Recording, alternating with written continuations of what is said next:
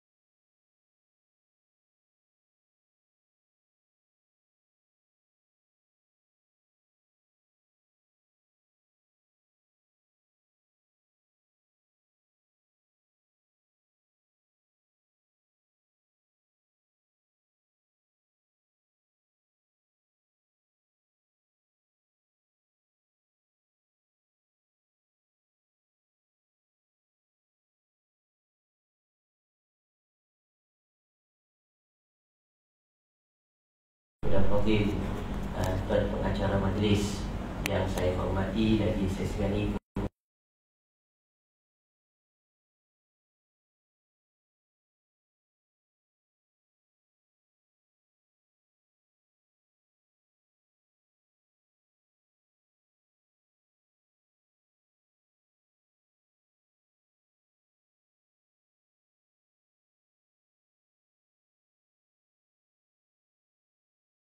dan hidayah daripada Allah. Juga Allah berikan kepada kita peluang untuk sama-sama meraih kebajikan, kebaikan di saat-saat usia kita yang semakin menginjak kesenja. Alhamdulillah, syukur pada Allah pada malam ini Allah pertemukan kita. Dan terima kasih juga tuan pengacara majlis tadi membetulkan salah faham daripada ramai orang. Saya datang ramai ini nak tengok Nabi Raja Lawak mungkin. Tapi sebab tersalah ustaz, jadi yang main ni Ustaz Nabil Ahmad. Tuan-tuan menyesal tak? Macam tak mengaku je. Alah, tak apa tuan-tuan, tak terasa hati pun ya. Tak salah kalau kita nak mendengar mungkin daripada sahabat saya yang nama yang sama, Nabil Ahmad juga. Dia handsome sikit pada saya tuan-tuan. Adik-adik noh, kalau Nabi Ahmad Raja Lawak tu handsome sikit pada Ustaz, sebab tu dia masuk Raja Lawak. Ustaz ni handsome banyak pada dia, sebab tu Ustaz tak nak masuk. Di malam ni adik-adik, ibu ayah yang dirahmati Allah sekalian, kita nak mengisi masa antara maghrib hingga isyak. Tadi tuan pengacara dah sebut dah, ceramah kita sampai pukul 12 malam. Boleh? Boleh tak? Boleh, pakai tunggulah. Ustaz nak balik sekali. Hampa tunggu pukul 12, Ustaz pukul 9 habis balik. Tak apa, kita mengisi ruang waktu yang ada ni dengan perkara yang bermanfaat insya-Allah. Mungkin ini adalah kali kedua saya sampai di kampung apa nama? Padang Balang. Padang Balang. Ni kali kedua. Kali pertama saya sampai hari itu singgah di rumah Abang Nizam, kumpulan Laksmana. Tak tahu dia duduk sini. Rumah dia. Ni kali kedua lah sampai sini. Tapi tak apa, alhamdulillah, walaupun saya agak sedikit kesibukan di penghujung-penghujung ini, tapi saya cuba untuk memenuhi permintaan dan juga hajat daripada sahabat-sahabat ibu ayah semua di sini insya-Allah. Untuk makluman juga, sekarang ni kita sedang menerima delegasi daripada luar negara untuk persidangan ulama seluruh Asia Tenggara yang akan berlangsung pada hari Khamis, lebih kurang pukul 2 sampai ke pukul 5-6 petang. Yang telah pun tiba di Malaysia ni adalah penasihat diraja Kerajaan Arab Saudi semalam, Syekh Muhammad bin Abdul Karim Al-Issa. Dia sampai semalam. Ni esok akan sampai kedutaan wakil kerajaan negeri esok Bangladesh, disusuli oleh Vietnam, Cambodia, seterusnya negara-negara ASEAN yang lain. Itu sedang dalam diuruskan oleh kami punya tim lah, daripada JAKIM, Jabatan Kemajuan Islam Malaysia JAKIM. Mungkin tadi tuan pengacara ada sebut saya sebagai pengacara ni JAKIM dah kan. Tak sempat nak memperkenalkan diri penceramah. Tak apalah, penceramah perkenalkan diri lah, no? Boleh? Nak tanya adik-adik pernah tengok Ustaz tak? Kat mana? Mereka pernah tengok tapi tak tahu mana. Ni yang pelik. Kalau saya tanya ibu-ibu, mereka tahu. Antara saya punya fan di Facebook dengan di IG, ramai mak-mak je. Assalamualaikum Ustaz, saya yang like Ustaz tu dalam Facebook. Kalau artis zaman sekarang ni, anak muda yang like, saya orang tua. Sebab forum perdana rata-rata yang menengok Ustaz tu adalah di kalangan orang yang lebih berusia. Tak apa, tak penting untuk siapa yang menyokong kita, tapi yang mendoakan untuk kita. Adik-adik yang dirahmati Allah sekalian, ibu ayah, biarpun kita tidak dipandang oleh manusia, tapi jangan sampai hilang daripada pandangan Allah Ta'ala. Maka sebab tu malam ni kita duduk dalam rumah Allah ini, walaupun dalam suasana rumah kita yang serba kecil ini, tetapi mudah-mudahan Allah bagi kepada kita kelapangan untuk menjadi orang yang berjiwa besar. Biarpun orang nampak kerdil daripada pandangan manusia, tapi biar Allah tengok kita sebagai hamba yang kuat bekerja.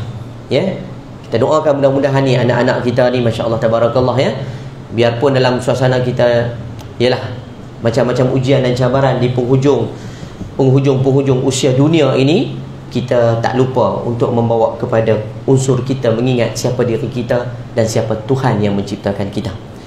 Tuan-tuan sahabat rahimakumullah sekalian, malam ni izinkan saya untuk kongsi dengan adik-adik, ibu ayah, sahabat-sahabat saya semua berkenaan dengan satu sabda Nabi SAW.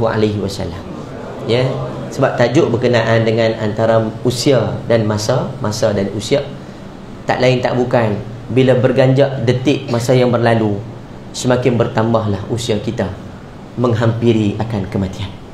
Ya, adik-adik, sahabat, ibu ayah yang dirahmati Allah sekalian, siapapun kita tidak punya apa-apa.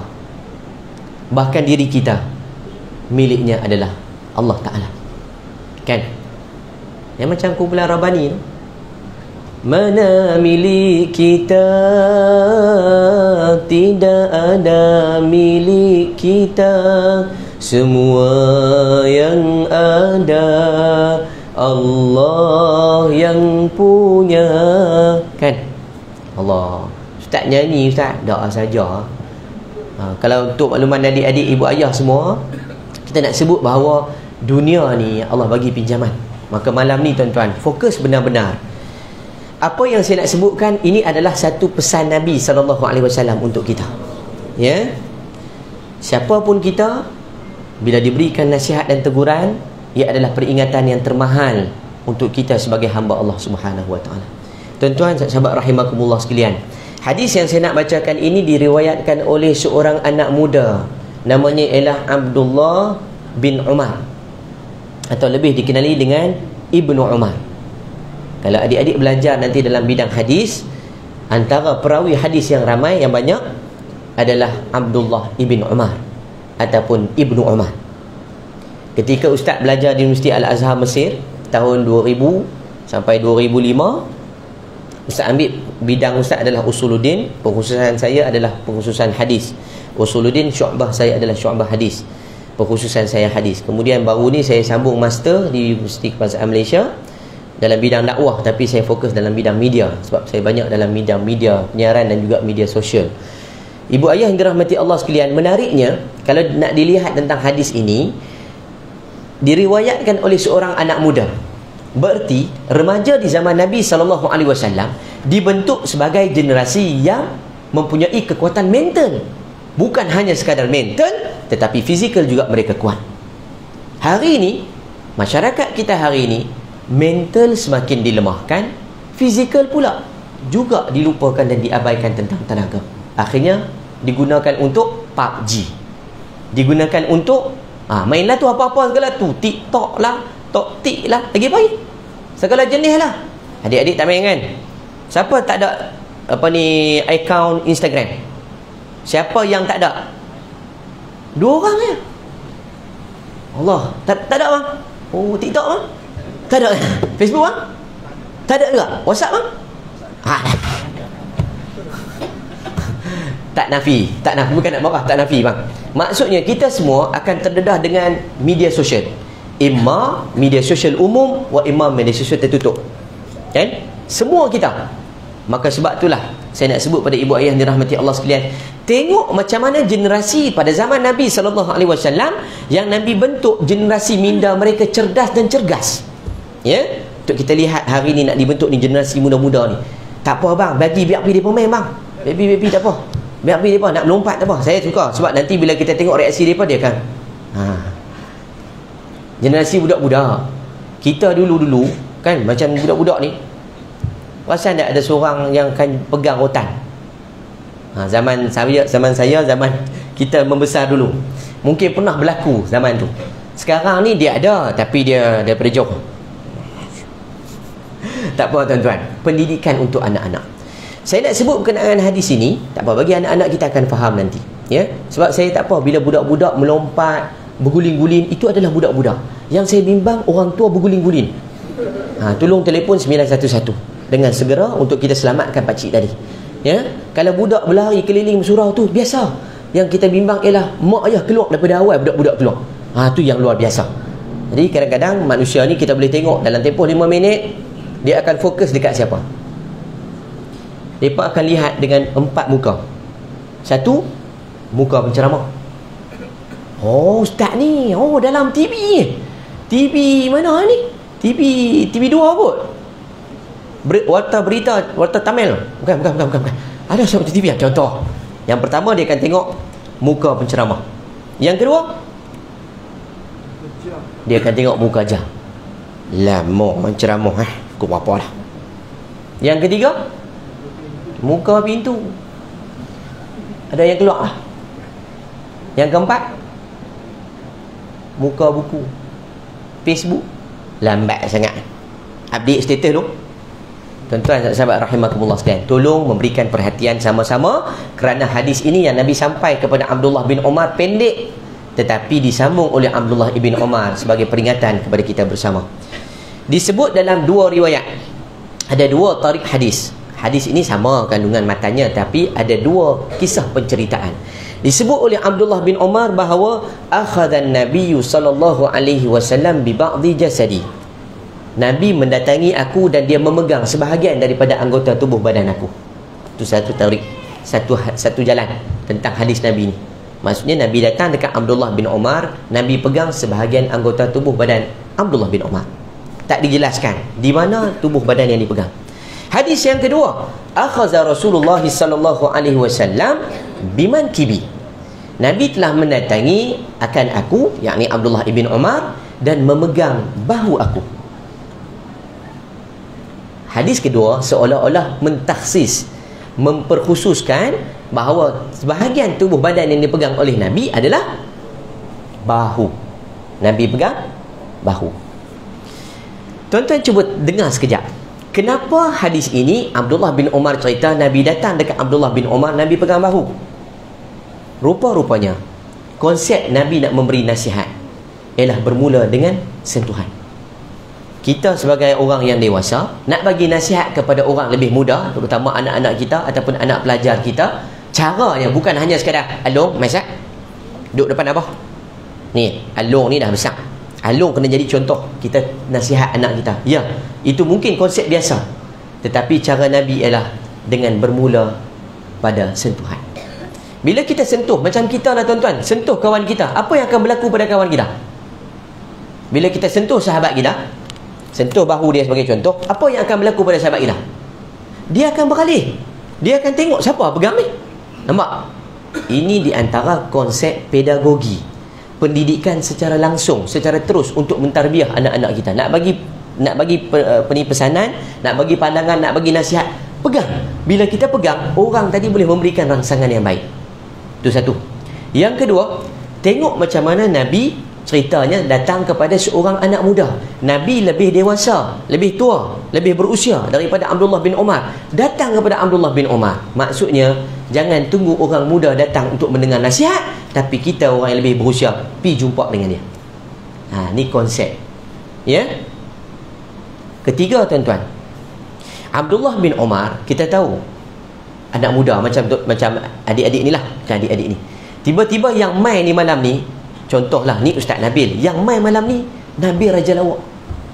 Contoh Ustaz nak tanyalah, siapa di kalangan adik-adik ni yang tak mau bergambar dengan dia? Ada seorang kat tengah, 2 orang. Mereka tak kenal Nabi tu no. Orang lain jumpa raja lawak, oi. Semua pakat nak ambil gambar. Apa tak mau ambil gambar? Oh, pergi. Dengan Ustaz Nabi ni siapa nak ambil gambar? Tengok tak ada siapa. Nampak? Lambat. Tak kira. Tengok seorang angkat, buang angkat. Lambat. Saja tuan-tuan. Saja adik-adik saja. Kenapa saya katakan begitu tuan-tuan?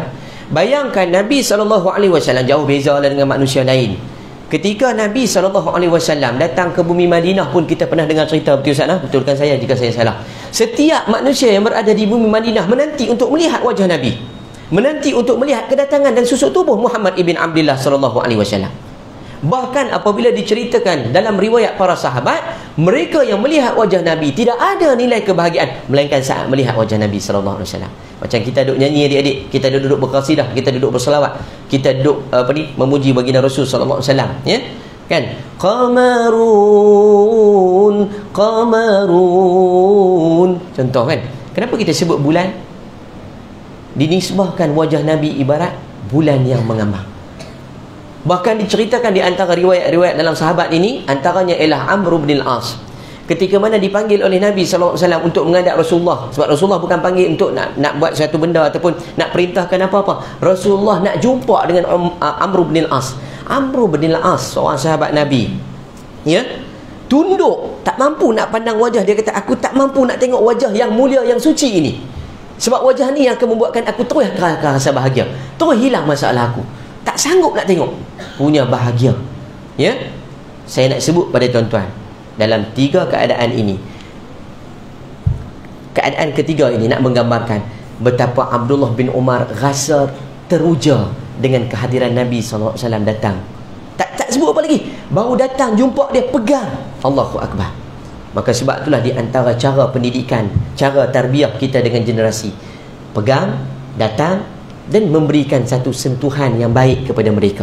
Ya, ni cara tarbiyah, cara pendidikan, sama ada secara terus maupun tidak terus.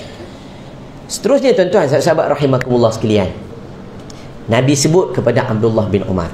Inilah matan dia hadis. Inilah kandungan yang Nabi sebut dekat Abdullah bin Umar. Saya nak sebut pada tuan-tuan apa yang Nabi sebut.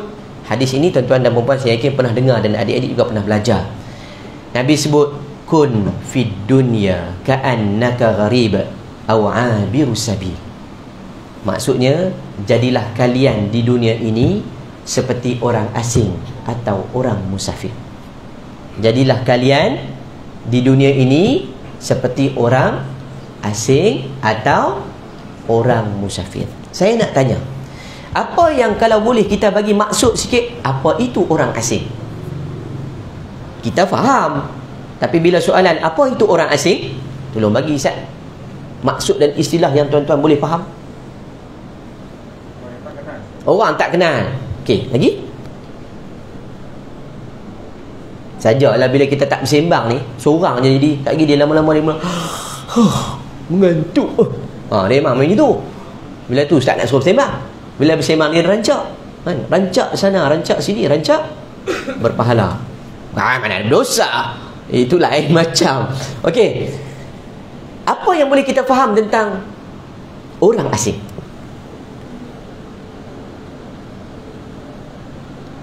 Payah no. Tak makan lagi Ustaz. Itu alasan kita lah. Punca tak makan jadi otak tak apa? Sambung apa? Sel-sel tidak bersambung. Malah ni kambing Tanya lu. Kalau kambing saya tunggu, tak kambing saya balik. Lain macam Ustaz. Baik, tak apa-apa pun kita makan lah tuan-tuan. Apa maksud lagi orang asing? Banyak terjemahan macam tadi, orang kita tak kenal. Orang bukan asal daripada tempat tu. Orang apa lagi? Lain budaya lagi.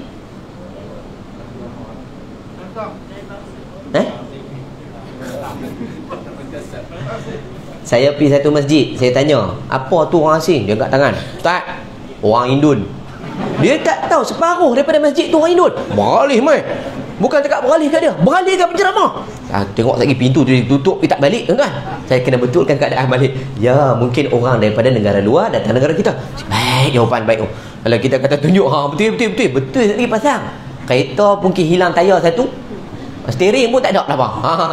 Jadi kena betulkan balik. Mungkin itu tafsiran, maksudnya bukan orang daripada tempat tu. Ya, tapi janganlah terus tuju macam tu.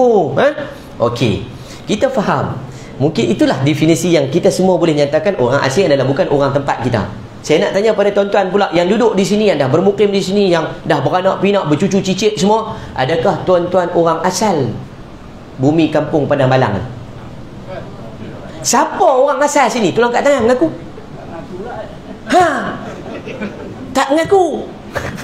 Bukan marah dah. Kenapa kita rasa ini bukan tempat kita?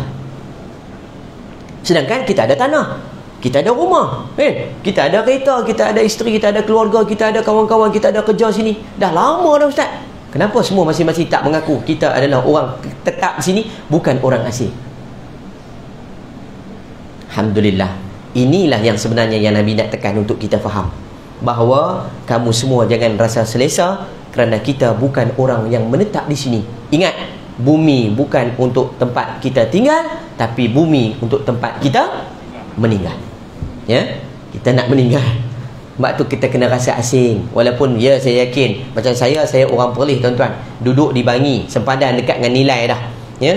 Kemudian dah bekerja di JAKIM dah lama dah. Taklah lama, baru 13 tahun di JAKIM. Duduk Kuala Lumpur dah lama dan sebagainya. Kita sendiri pun tak rasa itu adalah rumah kita, sebab kita akan berpindah ke rumah lain.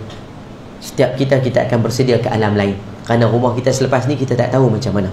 Sebab tu Nabi pesan kepada Abdullah bin Umar, kamu jangan rasa selesa dan kamu kena anggap bahawa kamu sentiasa berada pada dunia yang asing, tempat yang asing, kerana kamu adalah orang asing. Ingat adik-adik? Adik-adik semua asal orang sini ke? Siapa yang paling jauh? Selangor. Oh, jauh. Jauh. Jauh benar. Apa tak apa. Okey. Sebab ni Kuala Lumpur kan. Oh, jauh nak naik KRL kan, ETS. Oh, sampai Selangor. Yalah. Okey. Ustaz setuju. Okey, siapa lagi yang paling jauh dekat dengan adik-adik ni? Tak mengaku? Siapa? Ni 9. Oh, ni 9. Jauh juga. Jauh. Dalam satu malam jalan kaki lah kan, satu malam sampai, insyaAllah. Tuan-tuan, adik-adik, sahabat rahimakumullah sekalian, Ustaz sebut ni untuk kita bagi sama-sama peringatan. Ingat tuan-tuan, bahawa bila sebut tentang orang asing, kita takkan rasa selesa. Kenapa saya katakan begitu? Sebagai contoh, saya ambil di kalangan ayah-ayah, ibu-ibu. Kita ada anak-anak yang duduk di luar daripada kawasan rumah kita, ya. Mungkin paling jauh duduk kat Johor, mungkin anak-anak kita mungkin duduk Kelantan, duduk Kelantan, Ganu, duduk mana lagi, duduk Belah Utara, Kedah, Perlis, mungkin juga duduk Sabah, Sarawak. Tiba-tiba anak telefon, "Bah, ayah, bila nak mai tengok cucu ni?" Dia kata dia takkan kata mai tengok dia, mai tengok cucu. Jadi orang tua-tua ni bila sebut cucu, malu lah. Jadi macam mati akal. Tak apa, nak pergi. Nantilah balik ayah nanti. Ayah mai lah tengok ni cucu ni tak sihat kan. Kita pun siap-siap beg pergi duduk sana. Saya nak tanya ibu-ibu dan ayah aja, berapa lama yang tuan-tuan, puan-puan boleh duduk di rumah anak masing-masing? Paling lama setahun? 3 malam ya. Siapa yang paling singkat 1 malam? Pengakuan ikhlas semua tak mengaku kan. Sayang kat anak-anak ni, live tak nampak muka tuan-tuan, nampak muka saya je. Saya yakin 1 malam tu dah mula dah rimah, 2 malam dah mula berpanas, malam ketiga nak siap balik dah tuan-tuan. Ya, betul tak? Kenapa tuan-tuan? Sedangkan itu adalah rumah anak kita. Sebab kita tak selesa. Walaupun rumah anak kita dengan rumah kita mungkin jauh beza. Ya, cuba tengoklah bangunan rumah dia, struktur rumah beza dah. Kita rumah dah lama buruk dah kan. Cat pun cat lama, mungkin kayu kayan, lepas tu mungkin dah bocor atap. Rumah anak kita minta maaf lah, semi-D, corner lot kan, apa, banglo, tak kisahlah. Masuk bilik pula, kiri kanan depan belakang atas bawah semua aircon. Bukan dekat aircon, tambah lagi kipas. Rumah kita tak payah kipas tangan. Selesa dah rumah anak kan. Kipas buka, aircon pasang, masih lagi panas. Anak tengok, "Abah, pasal apa abah? Nampak macam tak tentu arah, ke hulu ke hilir, depan ke belakang." Ayah ni bukan apa, duk fikir tentang kampung. Siapa ayah? Ada apa pula kat kampung? Lah duk fikir ayam, itik, kambing, lembu. Bila masa ayah aku belah semua tu. Dia buat alasan sebab nak balik. Padahal rumah anak selesa. Kenapa kita rasa begitu? Inilah keberadaan. Walaupun rumah anak kita tu tilam dah bertingkat-tingkat, kan? Rumah kereta pula berkilat-kilat. Bili pula 4. Kan? Bini anak, bukan bini kita. Tu pun kita masih tak selesa sebab rumah kita lagi selesa. Itulah perumpamaan. Kita takkan berasa senang sebab kita berada di tempat yang bukan rumah kita. Kalau tak percaya, saya tanya lagi. Tuan-tuan mai malam ni daripada rumah mai sini, siapa yang bawa IC? Siapa yang bawa kad pengenalan? Tolong angkat tangan. Boleh bilang 3-4 orang. Naik motor, naik kereta, jalan kaki tak apalah. Siapa yang tak bawa siapa yang tak bawa lesen, tolong jangan angkat tangan. Siapa yang tak bawa lesen, tolong jangan angkat tangan. Seorang je bawa. Silap abang, tak pergi polis nampak. Tak mahu. Kenapa tuan-tuan tak bawa? Dekat. Lagi? Tak lama pun, saat lagi. Sekampung je. Baik. Bayangkan kalau ibu ayah, adik-adik mungkin tak pernah sampai. Kalau sampai, alhamdulillah. Kita pergi Mekah. Turun daripada hotel, nak pergi ke Masjidil Haram, nak pergi ke Masjidil Nabawi. Pasport bawa tak? Kenapa bawa pasport? Bubuh dalam beg tu. Pastikan pasport dah okey. Sedangkan duduk sini IC tak bawa. Ya, itu jawapannya. Tempat orang. Kita bimbang sekali lagi bila pergi tempat orang, tiba-tiba sesat. Mana hotel? Tak tahu. Ni saya punya pasport. Melayu tak Melayu, Indon tak Indon, orang bukan kira muka Melayu ni. Kan, muka Asia. Bawa pasport untuk orang bawa kita. Oh ni orang Malaysia. Malaysia bagus, Malaysia baik. Sebab tu tuan-tuan, kita kenapa di tempat kita tak bawa? Kita rasa selesa. Maka sebab itulah Nabi pesan pada kita, tolong berasa diri kita ini sentiasa bersedia meninggalkan bumi ini. Kerana bumi ini bukan untuk tempat kita tinggal, sebab kita tempat nak meninggal. Ya, satu. Yang kedua, yang tadi, abirus sabil adalah orang musafir. Kenapa Nabi sebut orang musafir? Sebab kita dalam keadaan berjalan dan terus berjalan dan terus berjalan. Daripada kita duduk dalam alam ruh, terus kita singgah sekejap di alam rahim ibu, keluar dalam dunia alam namanya realiti. Tak lama hayat kita mungkin, yalah Nabi sebutkan umur umatku baina sittina wa sab'in. Umur umatku antara 60 ke 70. Tu limit. Kalau dah cecah 60, 70 lebih tu, maka banyak-banyakkanlah buat amal-amal kebajikan. Tak tahu nak buat macam mana, saya bagi nombor akaun, masuk kat saya. InsyaAllah selamat. Ya, saya lah yang selamat. Pas dapat saya hilang. Tuan-tuan sahabat rahimakumullah sekalian. Baik. Cerita Nabi sebut untuk kita jadi abirus sabil, orang musafir, kerana kita kena sentiasa bersedia bila-bila masa kita akan berpindah. Daripada alam dunia namanya realiti, kita akan pindah ke alam barzakh. Macam kumpulan nasyid itulah. Ku merintih, aku menangis, ku meratap, aku mengharap. Pernah dengar? Adik-adik pernah dengar? Tak pernah dengar tu? Bagus baca Quran. Mereka tak dengar lagu-lagu ni. Makcik-makcik pernah dengar lah? Tak pernah dengar ke? Oh, pakcik-pakcik pernah dengar tak? Oh, macam pernah dengar. Kumpulan apa? Tak ingat tu. Macam Rabani tak Rabani kan? Ke Rabana? Rabana lebih kurang lah. Sedih saya tuan-tuan, sebab tak tahu lagu ni siapa menyanyi. Sebab yang menyanyi tu tengah ceramah lah ni. Sedih oh. Mereka tak tahu hak ceramah ni pun penyanyi. Sebab tu tadi mereka sebut ustaz selebriti. Dia pengacara TV, dia penyanyi, dia ustaz Jakim, dia semua. Tiba-tiba orang tak kenal. Sedih sikit lah. Tak apa lah nampak macam mana sedih dunia. Adik lepas ni Google lah, tengok dalam Instagram Ustaz Nabil Ahmad like. Lah ni Instagram baru 44,000 follower. Kalau di Facebook baru 5,000 dah penuh. Ada berapa ribu tak ingat lupa Ustaz Nabil punya. Yang follow baru 19,000. Sikit lah. Okey boleh lah. Paling tolong like lah. Sebab saya sebut dah tadi, pengikut saya adalah orang tua-tua. Bila kita bagi salam, Assalamualaikum makcik, anak dia balas, mak saya dah meninggal. Allah, sentap. Maksudnya adalah orang tua-tua. Tak apa, Balik kepada hadis Nabi SAW tadi. Nabi sebut kepada kita, Nabi tinggalkan supaya kita kena bersedia sentiasa. Sebab kita kena jadi orang asing dan orang musafir. Tuan-tuan sahabat rahimakumullah sekalian, izinkan saya untuk berkongsi satu cerita tentang seorang lelaki yang namanya Al-A'mash. Seorang lelaki ini namanya Al-A'mash. Dia merupakan seorang tabi'in yang mulia. Siapa tabi'in? Tabi'in adalah orang yang hidup di zaman sahabat, tidak sempat hidup di zaman Nabi SAW. Orang yang hidup di zaman Nabi disebut sebagai sahabat.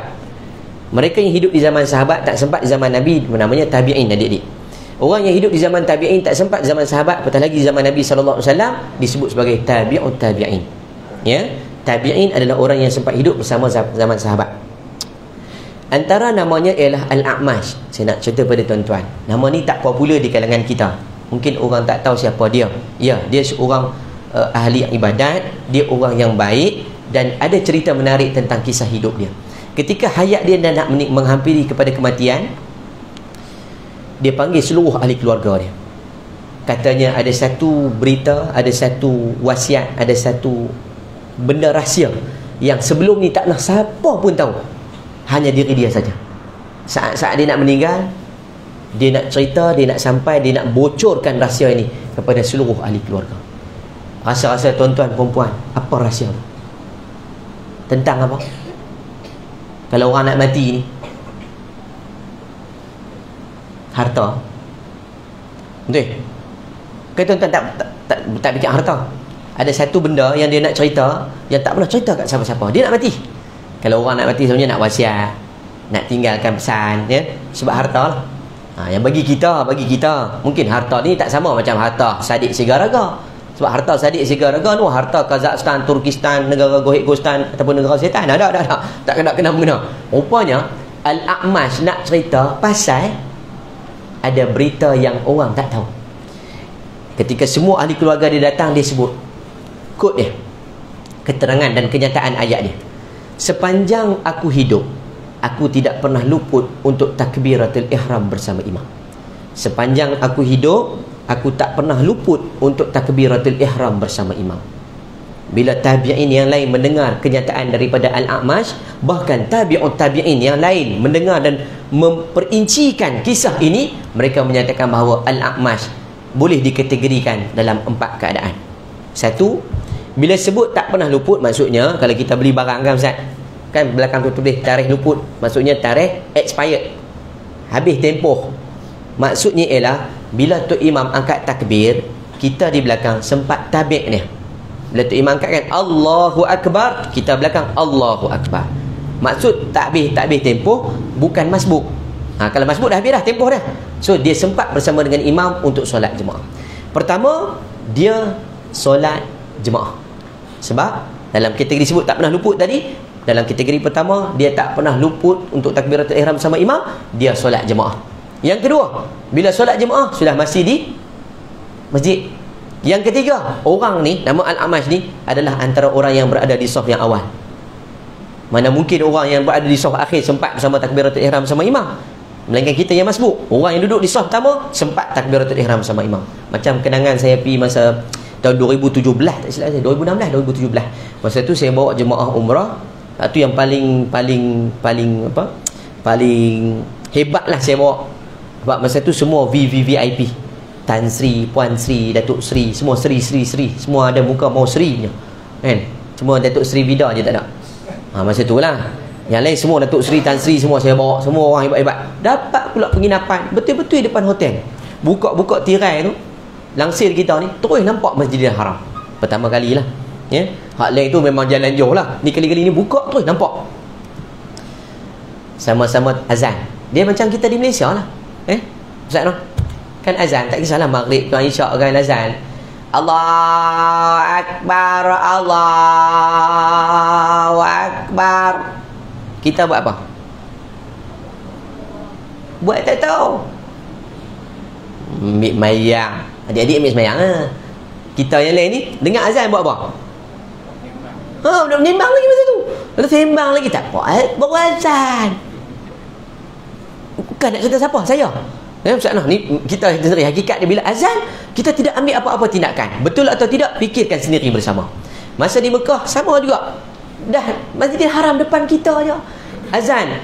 Allahu Akbar, Allahu Akbar. Azan. Kita pendengar azan tu gulung kain melekat. Saya kita dah lagi tak nak masalah bawa gulung. Allah, kita gulung. Sarung jubah, buh kupiah, lilit sorban, baru turun. Allah dekat je pun. Bayangkan Masjidil Haram daripada batu marmar putih tu nak masuk ke pintu dah berapa jauh? Daripada pintu tu nak masuk ke dalam berapa jauh? Nak masuk sampai ke sebelah Kaabah tu berapa jauh? Kalau berlari lain macam ni kita jalan pelan-pelan ni. Punyalah jauh. Akhirnya saya masbuk. Moral of the story, jangan ingat walaupun rumah dekat, kita sempat sampai untuk sembahyang jemaah, untuk saf yang pertama, untuk rakaat yang pertama. Maka betul lah Al-A'mash ni dia duduk di saf yang depan. Yang keempat, yang disebut oleh Al-A'mash tadi tak pernah luput untuk takbiratul ihram bersama imam, dia sentiasa menanti waktu solat. Sentiasa menanti waktu solat. Maksudnya bila masuk waktu solat, dia dah well prepared, sudah dah bersedia sepenuhnya. Bila azannya, start motor, mai.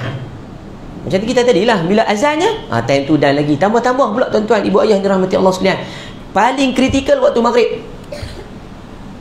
Kita bukan tak faham. Allahu Akbar, Allahu Akbar. Allah Maha Besar, Allah Maha Besar. Kita tahu, itu panggilan yang paling besar. Tak ada dah yang paling besar, melainkan Allah yang manggil kita yang Maha Besar. Cuba bayangkan, waktu tu kita duduk dekat pasar malam, Ustaz. No? Duduk kat pasar malam. Ni bukan cerita orang perempuan, orang lelaki pun sama lah. Mereka kata tak kira orang perempuan pula, dah orang lelaki pun sama. Time tu lah setan paling banyak. Tak payah tunjuk siapa setan, memang setan lah kat situ. Faham tak faham sudah? Time tu pula tengah nak beli bawang besar. Pegang-pegang bawang besar, azan. Allah Akbar, Allah. Bawang besar ke besar? Allah Maha Besar. Tambah lagi sekilo. Dah lagi tu beli bawang. Dia tahu dah Allah panggil tu Maha Besar tu. Ni besar juga, ni besar. Allah, ya Tuhan yang Karim. Siapa dia? Kita. Ni di antara cabaran adik-adik sahabat rahimakumullah sekalian. Kalaulah tadi Al-A'mash, seorang tabi'in yang mulia ini tak pernah tertinggal untuk takbiratul bersama imam, rugilah kita kalau malam ini dengan usia kita yang semakin bertambah, kita tinggal untuk solat di masjid, petah lagi tinggal solat berjamaah. Tuan-tuan sahabat rahimakumullah sekalian, itu satu cerita. Cerita kedua, seorang lelaki di Saudi keluar satu berita satu ketika dulu, ya, namanya Muhammad Al-Ansiri. Dia keluar dalam warta berita, seorang lelaki cacat datang ke masjid. Semua orang pakat tengok. Terus dapat, zaman tu viral lah, orang pergi tengok pasal apa lelaki cacat main masjid. Apa beza lelaki cacat? Orang ni pun cacat juga, ada yang cacat main masjid. Rupanya dia datang dalam keadaan mengesot. Kaki dia lahirkan dalam keadaan kaki pendek tu, so dia mengesot main gitu. Jadi masuk berita, maksudnya orang tak sempurna fizikal pun sanggup datang masjid untuk sembahyang jemaah. Saya teringat masa tahun 2012, 2013, Allah izinkan saya dengan tim daripada geng berita Jakim dan juga RTM, kita buat dokumentari masuk ke bumi Palestin, tapi masuk melalui pintu Rafah, pergi ke bumi Gaza, bukan ke Baitul Maqdis, ke Gaza. Gaza ni antara sepadan Mesir, masuk terus ke bumi Palestin. Kalau Jordan akan masuk ke Baitul Maqdis. Kami masuk daripada Mesir. Masa tu pula Dr. Muhammad Mursi, masa tu dia menang pilihan raya di Mesir. Jadi dia buka semua pintu-pintu sepadan antara Mesir dengan bumi Palestin. Setiap sumbangan, setiap orang nak turun pergi ke bumi Gaza tak ada sekatan, melainkan adalah sekatan checkpoint je untuk immigration keluar negara. Kami sampai, tuan-tuan, saya nak sebut, saya sampai di satu rumah. Rumah ni dia dulu adalah merupakan pengasas kepada Brigade Izzuddin Al-Qassam, tentera Wataniyah di bumi Gaza, yang kalau kita tengok tu tutup muka, tentera askar yang mempertahankan bumi Gaza. Pengasas dia adalah Syekh Ahmad Ismail Yasin. Syekh Ahmad Ismail Yasin. Saya pergi ke kubur dia, saya pergi ke rumah dia. Hari tu saya pergi ke rumah dia. Kebetulan saya pergi ke rumah dia, anak dia nombor 3, nama Ahmad, sambut saya. Ahmad ni rupanya masa dia cerita, ayah dia masa meninggal tu, pagi tu subuh, lepas sembahyang subuh, bukan pergi masjid, dia macam surau, kawasan rumah ada surau, ayah dia keluar daripada surau tu, masjid tu, dia panggil jamek masjid. Dia keluar dalam keadaan kerusi roda. Dan kalau tuan-tuan baca tentang sejarah Ahmad Ismail Yasin, dia seorang yang tak boleh guna tangan, tak boleh guna kaki, useless. Tangan dia dah tak boleh pakai, kaki dia tak boleh pakai, hanya mengharapkan kerusi roda dan orang yang tolak dia untuk sampai ke mana-mana tempat. Ya. Cerita dia pagi tu bila Apache tunggu depan masjid tu, depan Jami' tu, Apache helikopter Israel tunggu dalam jarak yang begitu dekat, menghantar tiga butir bom. Satu bom boleh hancurkan bangunan, 3 biji bom berkecai. Dia duduk jauh pagi tu, Ahmad ni. Jadi dia terpelanting ke belakang dalam keadaan dia mengesok-ngesok pagi tu, kaki dia patah. Dia mengesok-ngesok, dia mencari ayah dia. Dia kata dalam keadaan suasana bila dah kena bom, jadi berdebu, berabuk, tak nampak orang. Dalam keadaan yang samar-samar tu, dia nampak ada satu cahaya. Dia cuba merangkak nak pergi tengok cahaya apa. Rupanya cahaya tu main daripada otak ayah dia yang pecah. Allah bagi satu nilai kemuliaan pada seorang prajurit Islam ini. Saya nak sebut pada tuan-tuan, masa saya nak masuk tu, dia cerita kat saya, ayah dia walaupun useless, walaupun tak boleh guna kaki, tak boleh guna tangan, tapi tak pernah tinggal solat jemaah di masjid. Bila saya nak masuk rumah dia, benda yang saya nampak yang pertama adalah kerusi roda yang dipakai oleh ayah dia, disimpan dalam balang kaca. Itulah kerusi roda yang ayah dia naik masa saat akhir sebelum dia meninggal syahid. Ya? Saya nak sebut pada adik-adik, malu, saya terus menangis.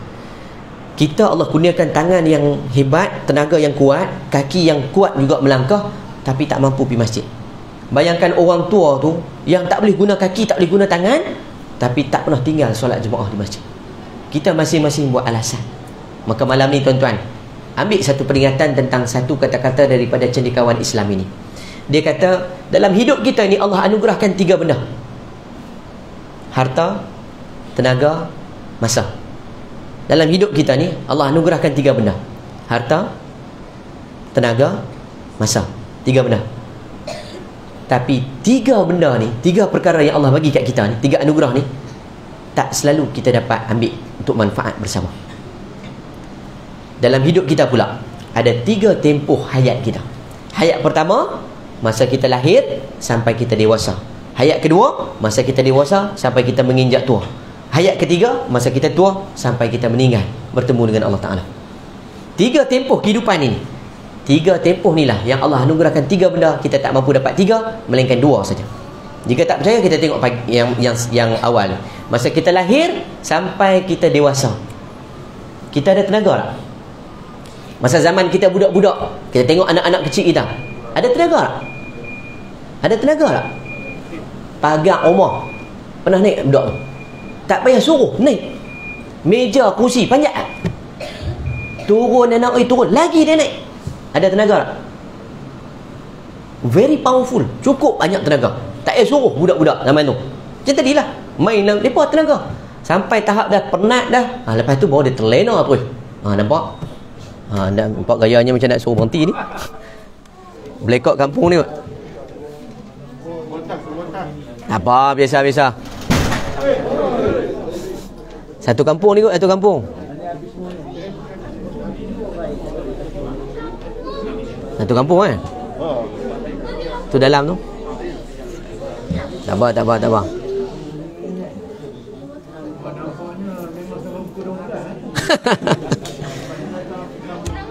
Memang dia delay delay broadcast.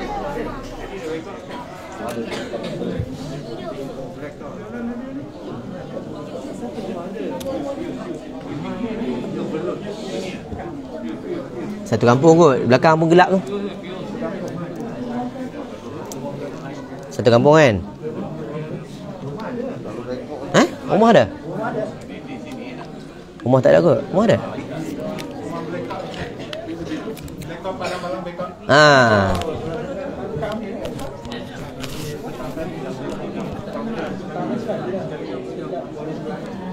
Tak apa.